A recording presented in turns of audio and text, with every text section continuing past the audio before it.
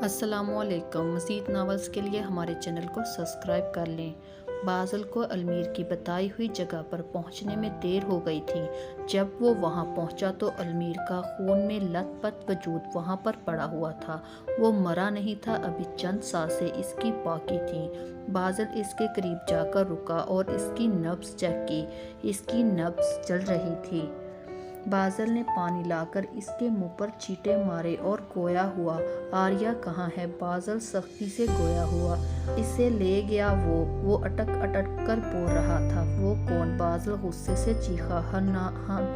حنان لے گیا اسے، وہ بولتے ساتھ ہی چپ ہو گیا اور بازل اس کے بے جان وجود کو جھنجھوڑتے ہوئے چیخ رہا تھا۔ کہاں لے گیا حنان؟ اسے بولو۔ بازل چیخ رہا تھا، پر وہ بے جان وجود کیا جواب دیتا اس کو؟ بازل اس پر ایک حقارت بھری نظر ڈالتا وہاں سے نکل گیا اور حنان کو کالز کرنے لگا، لیکن حنان کال نہیں اٹینڈ کر رہا تھا۔ پک اپ دا کال ڈیم اٹ، بازل سٹیئرنگ پر مکہ مارتا ہوا بولا۔ بازل کو بہت اچھی طریقے سے اندازہ تھا کہ حنان آریہ کے ساتھ کیا کیا کر سکتا ہے۔ آریہ اس کے ساتھ تھی، مطلب آریہ موت کے پاس تھی، اور صرف آریہ ہی نہیں، بازل کا بچہ بھی، جس کے بارے میں حنان کو نہیں پتا تھا۔ حنان آریہ کو بے ہوش کر کر لایا تھا۔ آریہ کو ہوش میں آئے ہوئے 5 منٹ ہوئے تھے۔ حنان آیا۔ ہیلو سسٹر، حنان تمخصر سے بول رہا تھا۔ کون ہو تم؟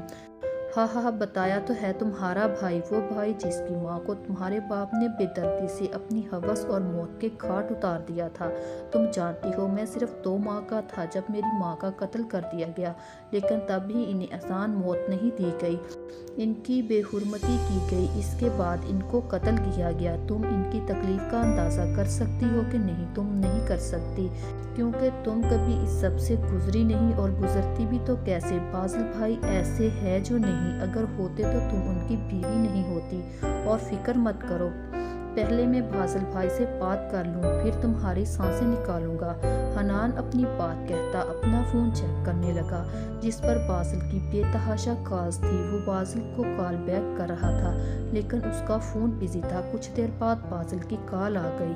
حنان آریہ کو چھوڑ دو، اس کی کوئی غلطی نہیں، بازل چیخ رہا تھا۔ بھائی میں ایسے نہیں چھوڑوں گا، یہ اسی شخص کی بیٹی ہے جس نے میری ماں کی بے حرمتی کی اور ان کا قتل کیا، میں بھی اس کی جان لوں گا، کوئی بھی اسے نہیں بچا سکتا، کوئی بھی نہیں، جیسے ماما کو کسی نے نہیں بچایا تھا۔ وہ بازل سے زیادہ اونچی آواز میں چیخ رہا تھا۔ حنان میری بات سنو، آریہ کی یا شہیر شاہ کی کوئی غلطی نہیں، یہ سب مشتاق چودھری نے کیا ہے، وہ ہے آئلہ آنٹی کا گناہ گار، سمجھنے کی کوشش کرو۔ آریہ کو چھوڑ دو، وہ پریگننٹ ہے اور وہ سٹریس نہیں ہینڈل کر سکتی، خدا کے لیے اسے چھوڑ دو۔ بازل آریہ کے لیے منتیں کر رہا تھا اور حنان شدہ سا بازل کی باتیں سن رہا تھا۔ ٹھیک ہے بھائی، میں انہیں چھوڑ رہا ہوں، آپ انہیں میرے گھر سے لے جائیے گا، حنان کہتا ہوا وہاں سے نکل گیا۔ بازل جب آریہ کے گھر پہنچا تو آریہ اسی کرسی کے ساتھ بندھی ہوئی تھی۔ بازل نے اس کو کھولتے ساتھ ہی گلے لگا لیا اور اس کا چہرہ چومنا شروع کر دیا اور بھیگے ہوئے لہجے میں بولا، آریہ مجھے معاف کر دو، میں نے تمہیں اس کی سزا دی جس کی قصوروار تم نہیں تھی، لیکن میرا غصہ میرے قابو میں نہیں تھا، میں اس بات کو برداشت نہیں کر پا رہا تھا، جس لڑکی سے میں نے محبت کی وہ میری ماں باپ کے قاتل کی بیٹی ہے، میں جانتا ہوں میں نے بہت غلط کیا تمہارے ساتھ، مجھے معاف کر دو۔ مجھے احساس ہوا ہے اگر حنان تمہیں کچھ کر دیتا تو میں جی نہیں پاتا، پلیز مجھے معاف کر دو، ہمارے بچے کے لیے، میرے لیے۔ بازل کی آنکھوں میں ندامت تھی۔ بازل چلیے، میں بہت تھک گئی ہوں، وہ بے رخی سے کہتی چلی گئی اور بازل اس کی طرف دیکھتا رہ گیا۔ وہ اسے معاف نہیں کرنا چاہتی تھی، یا شاید وہ اسے معاف کر چکی تھی۔ حنان مشتاق چودھری کے گھر میں داخل ہوا، وہاں پارٹی چل رہی تھی۔ یہ اسلام آباد کا ایک پوش علاقہ تھا، سب لوگ بیہودہ رقص کرتی لڑکیوں کے ساتھ رقص کر رہے تھے اور کچھ نشے میں دھت تھے۔ حنان مشتاق چودھری کو ڈھونڈتا ہوا اندر آیا اور مشتاق چودھری کے کان کے قریب جا کر سرگوشی کی، اپنے بیٹے سے نہیں ملو گے مشتاق چودھری؟ وہ تبختر سے گویا ہوا۔ مشتاق چودھری حیران پریشان سا اٹھا اور حنان کو اپنے ساتھ چلنے کا اشارہ کیا۔ کون ہو تم اور کس نے بھیجا ہے تمہیں؟ مشتاق چودھری چیخا، لیکن دیواریں ساؤنڈ پروف ہونے کی وجہ سے آواز باہر نہیں جا رہی تھی۔ ارے ڈیڈ بھول بھی گئے مجھے، میں اس کا بیٹا ہوں جس کو تم نے موت کی نیند سلا دیا، میں اس کا بیٹا ہوں جس کی زندگی کو نظر لگا دی تھی تم نے، جس کی بے حرمتی کی تم نے، ایک एक बार नहीं बार बार, हत्ता कि उनको मौत की नींद सुलाते हुए भी। तुम्हारी रूह नहीं कांपी ये सब करते हुए, तो अब मेरे भी हाथ नहीं कांपेंगे, तुम मेरे हाथ से मरोगे अपने इकलौते बेटे के हाथों। कहते साथ ही हनान तेजाब लेकर आया और इसके मुंह पर अंडेलना शुरू कर दिया। पूरा कमरा मुश्ताक चौधरी की चीखों से गूंज उठा। फिर वही तेजाब इसके मुंह में डाल दिया। मुश्ताक चौधरी को जिंदगी भर की अजियत देकर वो मरा नहीं था, लेकिन जिंदा रहने के काबिल भी नहीं बचा था। वो ऐसी जिंदगी जीने वाला था जो मौत से भी बदतर हो। वो निकलते हुए फोन निकालता हुआ बोला, अस्सलामुअलैकुम sir, major Hanan Azam Abdullah speaking. Mushtaq Chaudhary is dead, case is closed. Hanan ने मुश्ताक चौधरी को डेड क्लियर करवा लिया कर एक ऐसी जगह पर कैद कर लिया था जहां सिर्फ इसको मौत के सन्नाटे सुनाई देते थे और वो मौत मांगता था, लेकिन इसे मौत नहीं आती थी। इसको यहाँ पर 10 दिन हो गए थे और इन 10 दिनों में इसके जख्म बुरी तरह ख़राब हो गए थे। हनान जब इससे मिलने आता तो इसके जख्मों को मज़ीद दुखा जाता। वो इसे हर पल अजियत से गुजारता था, इस अजियत से जिससे इसकी माँ गुजरी थी, लेकिन इसकी माँ की तकलीफ के आगे ये सब बहुत कम था। हनान आज जब आया तो मुश्ताक चौधरी पानी मांग रहा था। हनान ने इसे पानी तो दिया था, लेकिन उबाल कर उबला हुआ पानी इसके मुंह में जब गया तो इसकी चीखें निकल गई और आंखों से आंसू। लेकिन हनान को कोई फर्क नहीं पड़ा, क्योंकि सारी जिंदगी लोगों की तंजिया बातें, हकारत भरी नजरें इसने बर्दाश्त की थी। मुश्ताक चौधरी अपनी अयाशियों में भूल गया था। एक ना एक दिन पकड़ हो जाती है। अल्लाह ढील बहुत देता है कि बंदा संभल जाए, लेकिन जब इंसान ना सुधरे तो इसका इख्तिताम दर्दनाक होता है। हनान इसको तमक्सर से देखता हुआ बोल रहा था, क्या हुआ डैड, दर्द हो रहा है? होना भी चाहिए, मेरी माँ को भी हुआ था, लेकिन तुमने इन पर रहम नहीं किया, तो इसलिए अब मैं भी तुम पर रहम नहीं कर सकता। तुमने अपनी हवस का निशाना बताया था ना इन्हें, तो आज चलो कुछ नया करते हैं तुम्हारे साथ। शायद तुम इसके बाद मौत आ जाए, क्योंकि तुम जिंदा रहने के काबिल नहीं रहोगे। बहुत गरूर है ना अपनी मर्दानगी का, अब बचाओ खुद को। हनान अपनी बात कहता हुआ किसी को अंदर लाने का बोलने लगा। अली भाई इनको अंदर ले आए। अली 7 नफूस के साथ अंदर आया, जो जसामत में तो मत लगते थे, लेकिन इनकी चाल कुछ और ही बयान कर रही थी। इनकी आंखों में हवस और इनकी जसामत मुश्ताक चौधरी को हिलाने के लिए काफ़ी थी। हनान इसकी तरफ हकारत और नफरत भरी नज़र डालता बाहर निकल गया। अली अपने छोटे भाई को देखा, जो इतना बड़ा हो गया था, जिसने अपनी माँ के साथ होने वाले हर जुल्म का बदला ले लिया था। अली इसको देखते हुए बोला, हनान तुमने ये सब कैसे किया? तुम्हें कैसे पता चला? मुश्ताक चौधरी मम्मा का गुनहगार है, शहीद शाह नहीं। अली हनान से पूछ रहा था। मुझे बाजल भाई ने बताया सब। आर्या को मैंने किडनैप कर लिया था अजमेर से आज़ाद करवाकर। तब मुझे बाजल भाई की कॉल आई, उन्होंने बताया मम्मा का गुनहगार शहीद शाह नहीं, वो तो सिर्फ खाला का मुजरम है, बल्कि इसके साथ साथ फातिमा बेगम भी। तब मुझे पता चला ये सब। मैं अभी तक नहीं समझ सका कि फातिमा बेगम की ऐसी क्या दुश्मनी थी खाला से, ऐसी दर्दनाक मौत दी उनको। वो तो खाला की कज़न भी थी और दोस्त भी। हनान पुरसोच अंदाज में बोला, अली इस सब के बारे में अब तुम कुछ भी नहीं सोचोगे। वापस जाओ, अपने फ्यूचर के बारे में सोचो। तुम मुश्ताक चौधरी के साथ जो कर चुके हो काफ़ी है, अब वापस जाओ। भूला मत करो कि तुम एक मेजर हो और तुम्हारे ऊपर मुल्क और पाकिस्तान की जिम्मेदारियां हैं। मेरी बात समझ रहे हो ना? अली कहते साथ ही खामोश हो गया। जी भाई, मैं सब समझ रहा हूँ और आप फिक्र मत करें, मेरे लिए सबसे पहले मेरा मुल्क और मुश्ताक चौधरी भी एक ऐसा ही कैंसर था पाकिस्तान के लिए, जो पाकिस्तान को खोखला कर रहा था। इसके गैर मुल्की एजेंसियों से ताल्लुकात थे जो पाकिस्तान को नुकसान पहुंचाती है। इसके साथ जो हुआ अच्छा हुआ, ये इसी काबिल था। मैं आज रात कराची जा रहा हूँ एक मिशन के सिलसिले में। आप प्लीज़ मेरी तरफ से भाई को सॉरी कर लीजिएगा। आर्या की कोई गलती नहीं, लेकिन फिर भी मैंने इसे अगवा कर लिया। भाई मुझसे नाराज़ होंगे। वो आखिरी बात कहते हुए अफसुर्दा हो गया। ठीक है, मैं कह दूंगा। तुम अपना बहुत ख्याल रखना।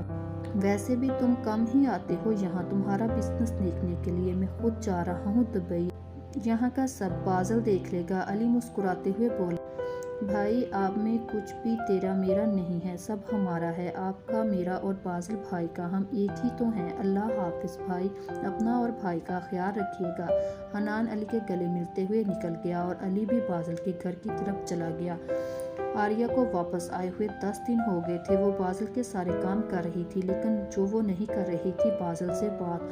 اور بازل سے اب یہ برداشت نہیں ہو رہا تھا۔ وہ آریہ کے ساتھ جو اتنے مہینوں سے کر رہا تھا وہ آریہ بھول نہیں پا رہی تھی۔ بازل اب بھی جب کمرے میں آیا، آریہ باہر جانے لگی۔ جب بازل نے اس کی کلائی کو پکڑ کر اپنی طرف کھینچا اور آریہ اس کے سینے سے جا لگی، بازل اس کے بال کان کے پیچھے کرتے ہوئے بولا، اب بس بھی کر دو جانم، اتنی بے رخی اچھی نہیں ہوتی۔ کتنی دفعہ تم سے معافی مانگ چکا ہوں، جبکہ ابھی تک میں نے انتقام بھی نہیں لیا تمہارے ماں باپ سے، لیکن تم ہو معاف ہی نہیں کرتی۔ کب تک ایسا چلے گا؟ اچھا مجھے بتاؤ، ایسا کیا کروں کہ تم مجھ سے راضی ہو جاؤ؟ وہ مسکراتے ہوئے آریہ کو دیکھ رہا تھا۔ جب آریہ اس کی نظروں میں دیکھتے ہوئے اس کے کان قریب جا کر سرگوشی سے بولی، مجھے طلاق دے دو محمد بازل عدیل خان، اگر تم چاہتے ہو میں تم سے راضی ہو جاؤں تو یہ کر دو۔ آریہ اسے دور ہوتے ہوئے بولی اور سینے پر بازو باندھتی بازل کو دیکھنے لگی، اور بازل کا تو اوپر کا سانس اوپر اور نیچے کا نیچے رہ گیا۔ بازل جب حواس میں واپس آیا تو آنکھوں میں شدید غصہ تھا اور غصے لیے آنکھوں میں آریہ کی طرف بڑھا۔ آریہ کو بالوں سے دبوچتا ہوا بولا، تم نے سوچا بھی کیسے آریہ کہ میں تمہیں چھوڑ دوں گا؟ میں تمہیں کبھی نہیں چھوڑوں گا، تم میری ہو اور میری رہو گی، اور سوچنا بھی مت کہ میں تمہیں طلاق دوں گا، ساری زندگی تم ادھر ہی رہو گی۔ اب مرضی تمہاری ہے، سکون سے میرے ساتھ رہو، میرے دل کی ملکہ بن کر رہنا چاہتی ہو یا زبردستی ویسے ہی جیسے پہلے رہ رہی تھی؟ جبر ظلم والی زندگی گزارنا چاہتی ہو؟ وہ آریہ کی کال تھپتھپاتا ہوا کمرے سے باہر نکل گیا اور آریہ وہی زمین پر بیٹھ گئی اور رونے لگی۔ وہ روتے ہوئے بول رہی تھی، جب بازل واپس آیا اپنے موبائل اٹھانے جو بیڈ کی سائڈ کے ڈرار میں پڑا ہوا تھا، میں نے تم سے محبت کی تھی اور تم نے کیا کیا میرے ساتھ؟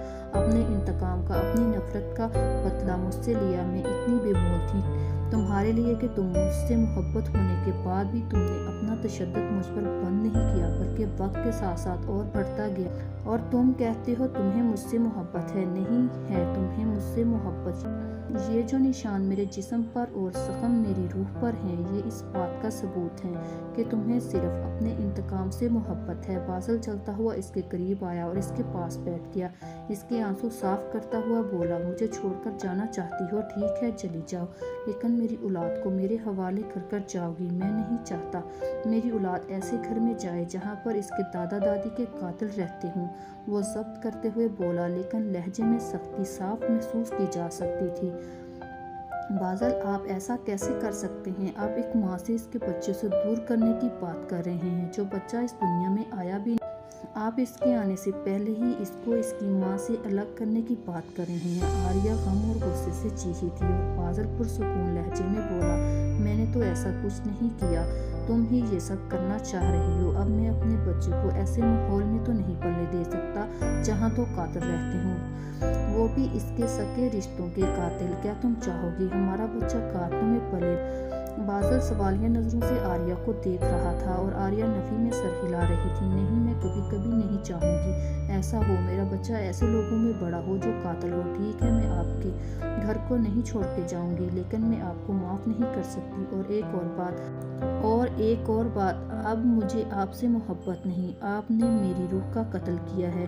جس انسان کی روح مر جائے، اس کا جسم زندہ ہونے سے کچھ نہیں ہوتا۔ ایک زندہ لاش سے آپ اپنی ضرورت پوری کر سکتے ہیں، لیکن اس سے محبت کی امید نہیں کر سکتے۔